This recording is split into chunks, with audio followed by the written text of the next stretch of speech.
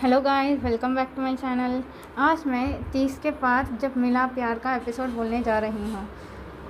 Episode की शुरुआत में युग और तानवी के बीच एक हल्के फुल्के मोमेंट होता है, जहाँ युग कहता है कि वो अपना उधारी स्वाग से चुकाता है, लेकिन तानवी उसे फालतू बैठने के बजाय अपने ऑफिस ले जाती है, क्योंकि उनका रेगुलर ऑफिस बॉयज़ छुट्टी पर गए हैं। जब तानवी बताती है कि जिस काम के बदले उसे दिन के 500 मिलेंगे, तो युग थोड़ा नखरा दिखाता है और कहता है, इतने चिल्लर पैसे मिलती हैं क्या?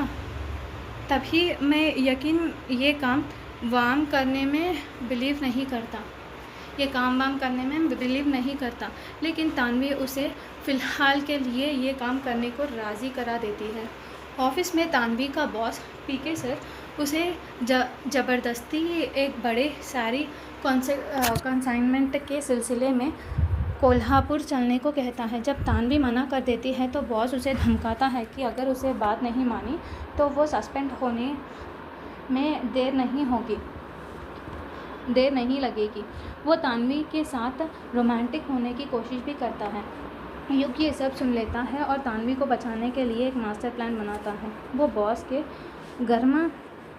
गर्म चाय गिरा देता है। जब बॉस गुस्सा होता है तो युग ड्रामा शुरू कर देता है और कहता है कि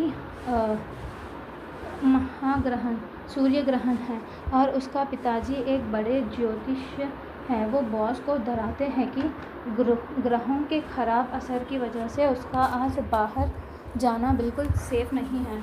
बॉस डर जाता है और अपना कोल्हापुर का प्लान कैंसिल करके युग को ही तानवी के साथ जाने के लिए बोल देता है, ताकि तानवी की सिक्योरिटी वो नहीं करे।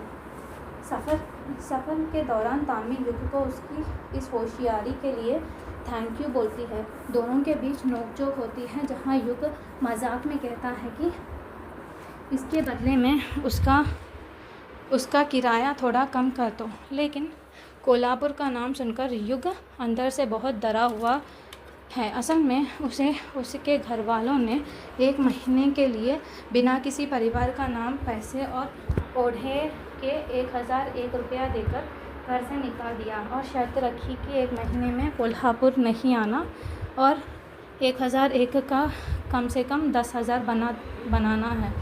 युग सोच में पड़ता है कि अब वो कोल्हापुर कैसे जाएगा। अक्का साहिबा सभी लड़कियों को घाटा है और समय देती है और उन्हें व्योम की पसंदीदा चीज़ साबूदाना वड़ा और शिरकंद बनाने के परीक्षा देती है। सभी लड़कियां कड़ी धूप में खड़ी होकर काम शुरू कर देते हैं।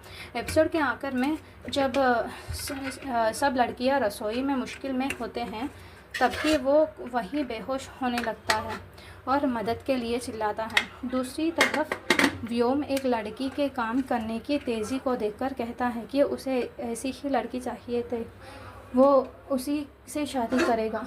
अब अगला एपिसोड में क्या होने वाला है वो देखा जाएगा। तब तक प्लीज़ वेट।